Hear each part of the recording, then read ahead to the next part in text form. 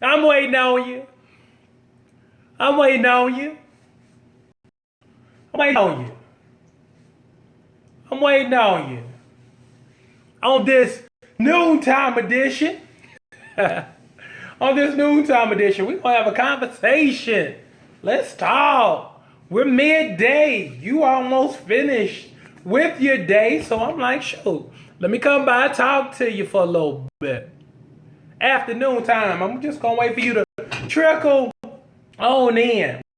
We going to talk. We going to rap. We going to kick it. I'm waiting on you to trickle on in, and we just going to rap about something I put up earlier. And if I could, I'm just going to go ahead and tell the people who are not on the Brick page what's going on. So, hey, Prissy. Hey, baby. So, essentially, I asked the question on the Platinum page, in the area of confidence, what do you struggle with and why? And it got me so much so because I was reading through the comments and I was like, okay, let's offer some solutions. Because, you know, anytime I ask a question, I wait to see what people say. And then I'm like, okay, well, let me help. Let me throw a little spin on how you can look at things. So let me flip this around just to show you what I'm looking at. Let me flip. So I'm looking at the screen. I'm looking at your screen on the page. And Kawana says, Coach, my backside, because people make an issue about it, and I'm learning to accept it. But in 40 plus years, and really, it's really been a struggle because not all comments or thoughts are good. So I was looking at that, and I was just scrolling on through, and I'm like, shoot, let's have a conversation. So the way I answered that was like this. Okay, first of all, anytime you talk backside, I gotta go to your page to see what you're working with. So I go to the page, and when I tell you that thing was just perfect, I mean just absolutely perfect. People pay thousands of dollars for the things that she's being criticized for. And that was the thing that I wanted to communicate with her is this. A lot of people they will shame you because of their envy. Let me say that again. They will shame you because of their envy for you. Because, see, again, that thing was just, whew, and it was beautiful. It was perfect. Just absolutely beautiful, gorgeous, and perfect. But see, what happens is women get intimidated by it because it takes away their attention. So I'm going to shame you and make you feel bad about your assets because nobody else is going to pay attention to me. And so that's the type of society where we're in. Things that are perfect, awesome, and just lovely, we'll try to shame just so she'll cover it up. And, you know, let's put the attention back on me. And that's how we do. But you can't fall for that okie doke. Sometimes that's just kind of like somebody telling me to put away my arms and shaming me about my arms. You can't shame me about my arms. I understand what they can do. You see what I'm saying? So it's the same deal. You can't fall for the old okie doke because again, sadly that's what women do to each other.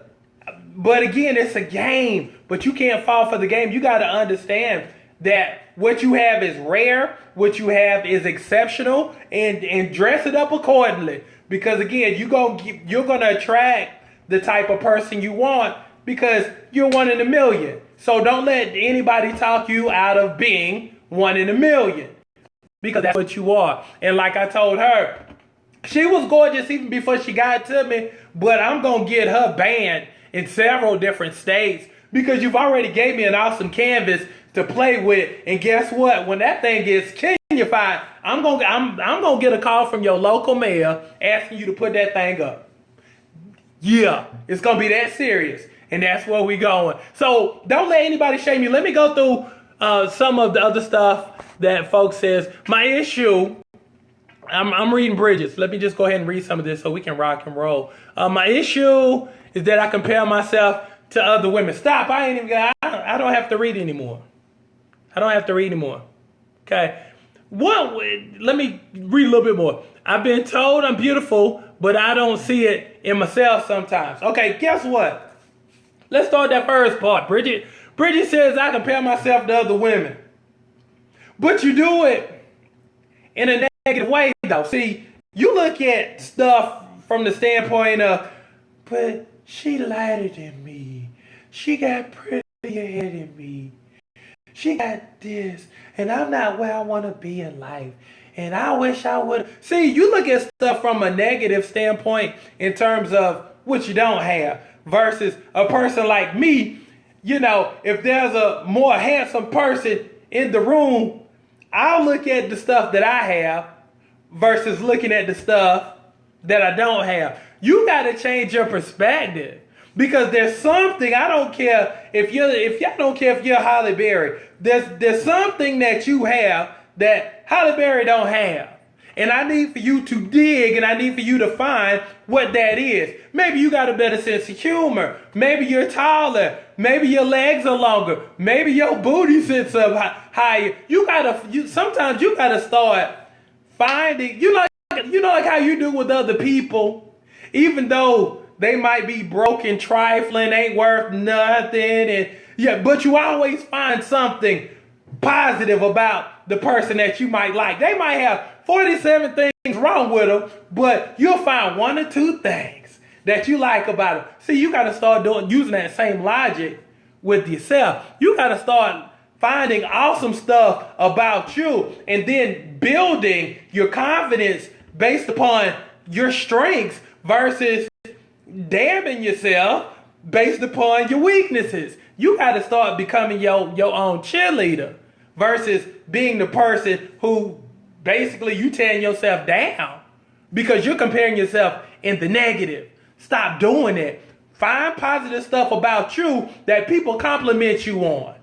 You could be the sweetest thing in the world. Boom. Hop on that. You could be the most giving person in the world. Boom. Hop on that. Find that physical attribute that people always compliment you on. It could be that smile. It could be your chest. It could be your waist. It could be your booty. It could be anything. There's something about you that's different. Harp on that instead of harping on things that you don't have. I'm going to read some more. Let me read. Let's see. D says, I'm my own biggest critic. I don't even have to read anymore. I can just stop it right there. I'm my own biggest critic. When you say you your own biggest critic, you essentially saying, I'm my biggest hater. I'm my biggest detractor. I don't even need the devil to sabotage me because I'm doing a good job all by myself. Quit blasting blocking yourself because that's what you do when you always are critical of yourself. When you are, basically what you do is you find something wrong with you even before you do something. You basically disqualify yourself. Now in the world that tries to keep you down, they don't need your help because that's what you're doing. It's kind of like somebody jumps you. Like you going to Publix, somebody jumps you, beats you down, kicks you, but you hop in and do the same thing. You help people destroy you and beat you down. Stop being your biggest critic and start being your biggest cheerleader. See, when you're your biggest cheerleader, you find something to be happy about versus something to be critical about. Stop being so critical of yourself. Let me see. Malali says, my issue is that I don't believe in myself. Stop. I don't even have to read anymore. I don't believe in myself. I quit before I even start.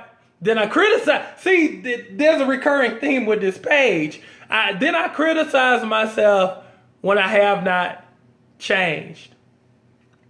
But what you don't understand is you've already doomed yourself. Even before you get out the gate good. You've already canceled Christmas. You've already disqualified yourself. You've already hung yourself. shot yourself. Boom, you've killed yourself. Even before you even gave yourself a chance. Again, let me read that again. Let me read it. My issue is that I don't believe in myself. Who'd you vote for? If you voted for somebody, you believed in them. If you go to church, you believing in your God. You believing in the person the pastor who's giving you the message that you might not have a relationship with. Again, let's go back to the voting. If you voted for somebody, you believed in them. But my question to you is, how can you believe in somebody you don't know or haven't even met and won't even meet in life, but you doubt yourself? You believe in somebody you don't know that you voted for. You believe in them who you've never met, who you'll never know, but you're critical of yourself. You down yourself. You beat yourself up. You don't believe in you, but you with you every day, and it's in your best interest for you to believe in you. That makes no sense. Is there no wonder why you never finish? Think about that. Because again, you can never finish if you're always starting over. But see, you start over because you let that little voice in your head always remind you of your past failures. And then you jump in and you agree with that little old voice. Dang, you are right. I do quit every time I start something. Yeah, you are right. Every time I start a weight loss program, I always fail. I always stop. Anytime it gets a little hard, I do quit. I'm glad you reminded me. So it's kind of like a self-fulfilling prophecy. And you wonder why you don't finish. See, it's kind of like what Les Brown always says. You got to change those inner conversations. It's kind of like with me. Anytime I hear that little voice that always, wants to be a doubter, a hater, or a detractor, I shut that thing down. Because every time I have a negative thought, I replace that with a positive thought. So if I'm being reminded of past failures, I'm going to remind myself of past victories. Times that I have conquered. And that's what you have to do with you. You have to remind yourself, I'm sure there's been times when you have won. Harp on that versus harping on the times you fail. So really, really work on that. Let me keep reading. Let's see. I struggle with that I'm beautiful because I compare myself to others. Yeah, stop comparing yourself. Again, when you compare yourself in the positive. It's kind of like, I don't know if you've ever worked or done anything with a homeless shelter, or if you've ever done something on Thanksgiving to where, you fed people. See, when you do stuff like that, then your problems reduce significantly because you start to see people who are doing far worse than you, and then that gives you a greater appreciation of where you are. You see what I'm saying? So that's what you have to constantly think of. There's far more people doing worse than you, versus you always looking up and comparing yourself to what you see on TV or what somebody else is driving or what, how somebody else is living and, this, that, and the other. Again, sometimes you just have to be grateful, not being satisfied, but sometimes you just have to be grateful with where you are presently, knowing that your current condition in your permanent position, but understanding that, yes, you're on your way. Even if you're not there now, yes, you're on your way. And sometimes just seeing that improvement should be enough. Sometimes you have to compare yourself to your 2 years ago self and be like, you know what, man, I've come a long way. 2 years ago, I was here. This time, November 5 years ago, I was here.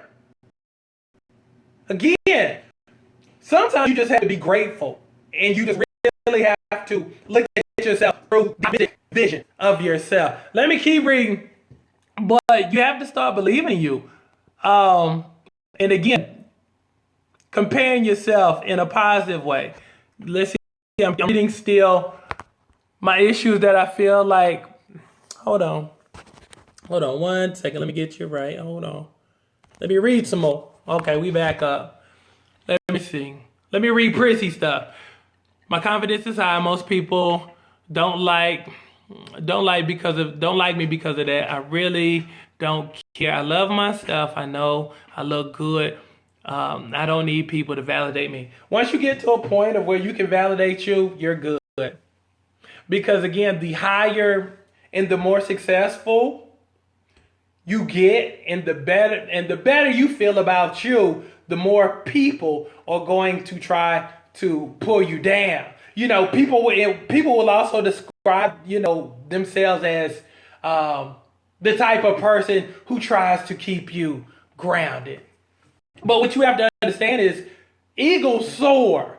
Eagles aren't meant to be grounded. So people are doing a disservice to you when they say, oh, I'm just trying to keep her grounded.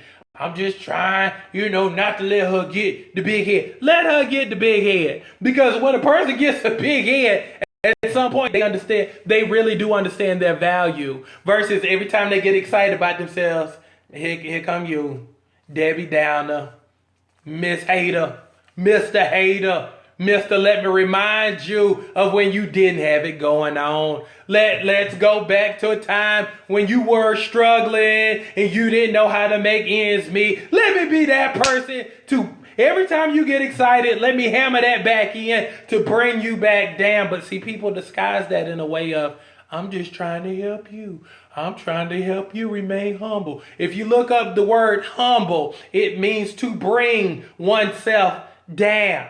I always say I'm humble to God, that's it. But if I have to bring myself down to you just to talk to you, we can't talk.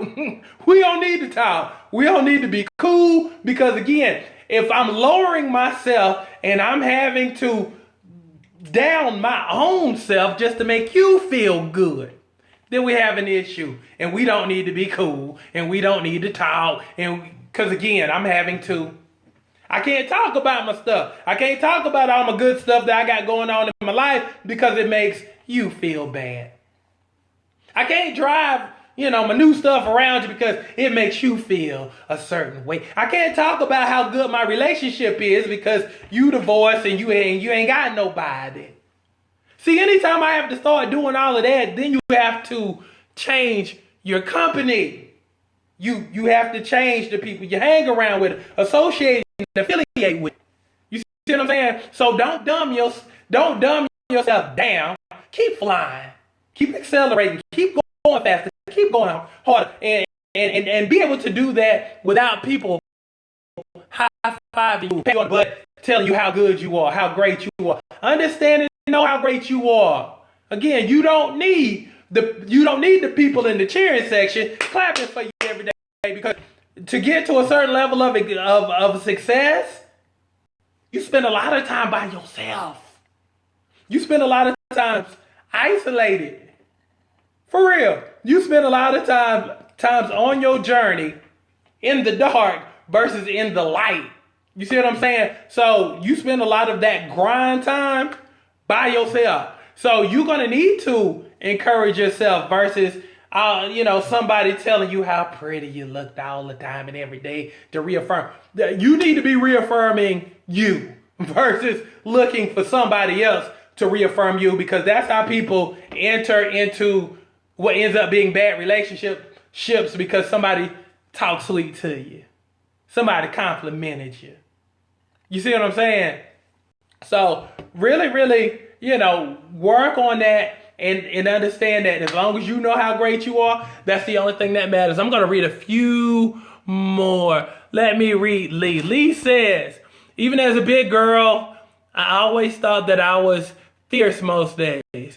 I felt like I could get any job I wanted. But since I've had to overcome so many obstacles in life, I feel like people doubt me out the gate. Let me stop right there. Okay. Let me stop you right there. Okay. Your fierceness should be every day. That's something that you have to practice, and that's what I tell people all the time. You gotta work on yourself continuously every day. And it's not based in your fierceness. It's not based on your job situation.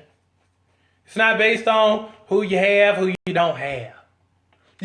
Because at the end of the day, it's you. Jobless with job. And kind of like what I told you the other day, even with your job situation, if you remember, me and Lee had this conversation for those who don't know. And she was telling me about her job situation and how it kind of has her down because she's looking for a job. And the thing that I told her was, stop waiting on people to hire you. You have to hire you.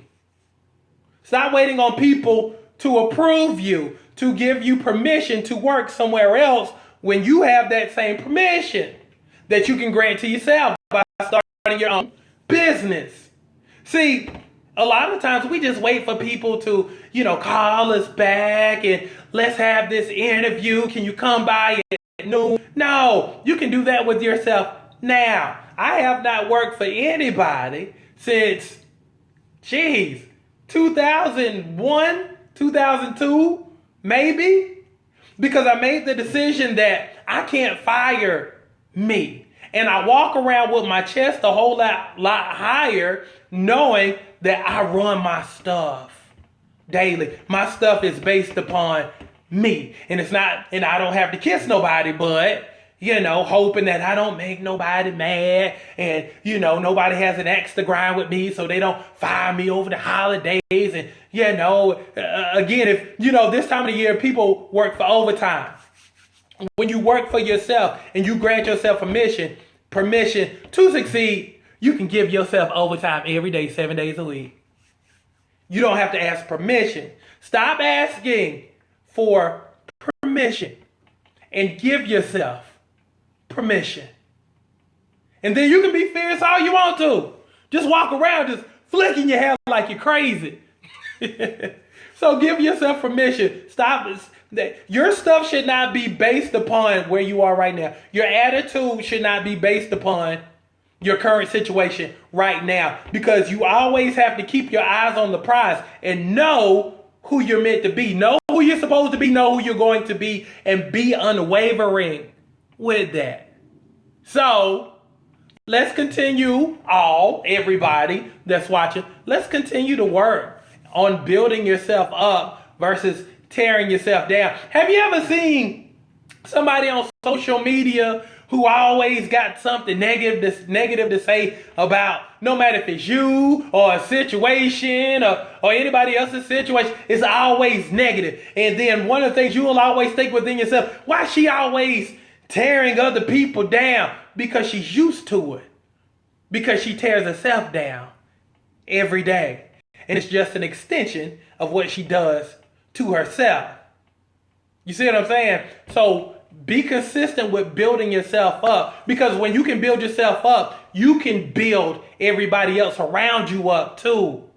And then you're seen as a asset instead of a liability. So let's continue to work and improve on self, specifically building yourself up and quieting those inner conversations of doubt that you have with yourself. Start, instead of agreeing with that voice, start some knockdown drag-outs with it. Shut it down.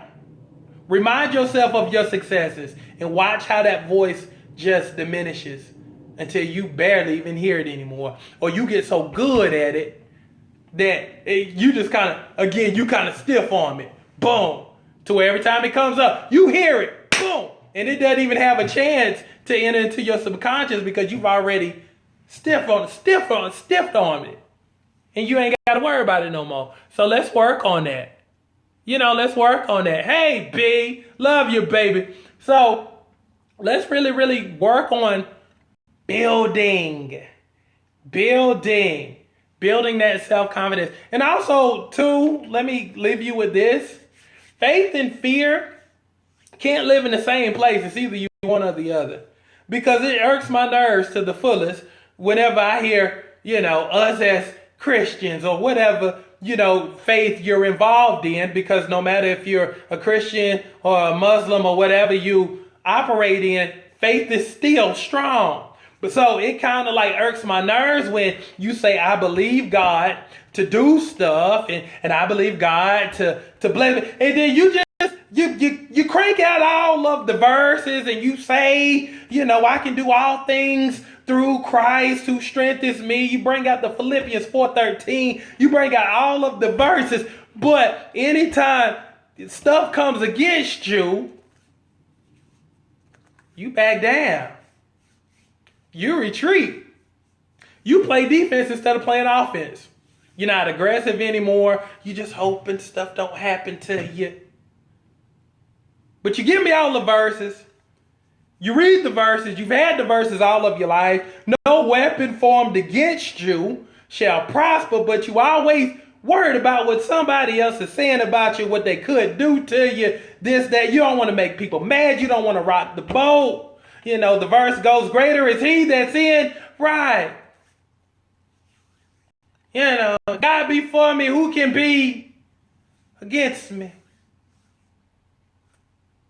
You know the verses, but you don't work your verses. You don't work your verses. See, it's easy to say it, because I always tell people at some point, you got to get off your knees from praying and get on your feet and start moving and start doing something. First move you do, you pray, get on your knees, boom, get on your feet, you got to do something. You got to start being aggressive in improving yourself, in moving the ball down the field and getting better. First time a little adversity hits you, boom, first thing you do, you done cut it off. You done surrendered. You surrendered. You quit. But you the first one in church on Sunday clapping, singing the songs, but you don't live it on Monday, Tuesday, Wednesday, Thursday, Friday, Saturday.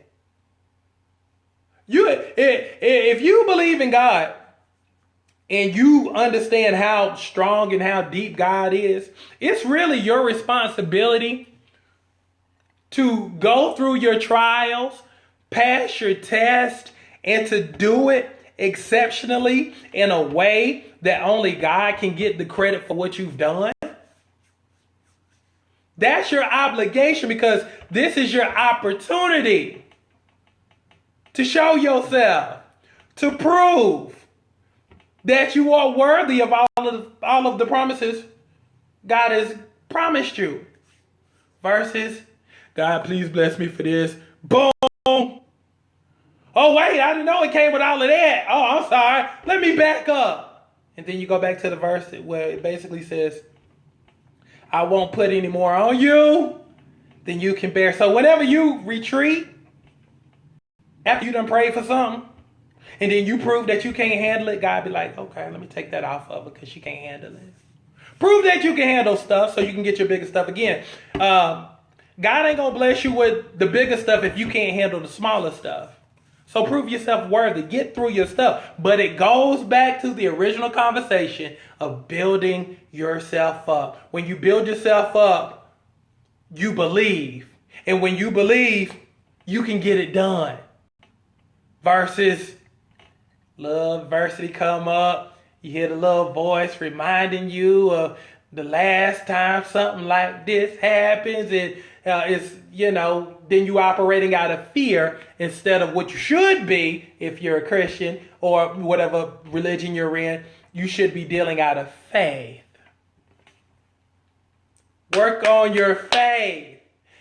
Just like you exercise outside or at the gym or wherever you work out at, just like you operate, just like how you exercise your body, you have to exercise your faith too.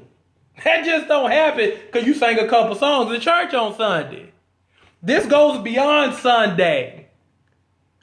Faith is an everyday deal. Not just when you see something on TV that inspires you, or you see somebody driving something, you're like, you know what?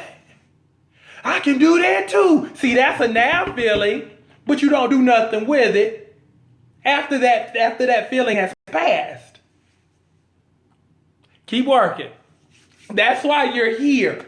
Keep working, because we're working on your total self. So let's continue to work on that total self. Again, just like you exercise with your body, exercise your faith, build yourself up, stop being your greatest adversary and your greatest blessing blocker. So that's what's up. I just had to drop that on y'all, but I love y'all and I will see y'all later. Keep building yourself up. There's something that's greater on the other side of you building, but again, you have to work on your foundation.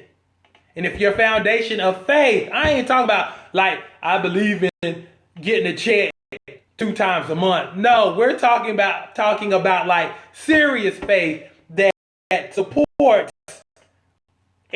everything. Like your foundation ain't good and your faith ain't strong to the level where it's supposed to be. Guess what? That mansion that you put on that little foundation will determine how long that mansion stays up, but eventually crumbles down because your foundation ain't good. Get your foundation right. Let's go get it. Love y'all. I'm gone.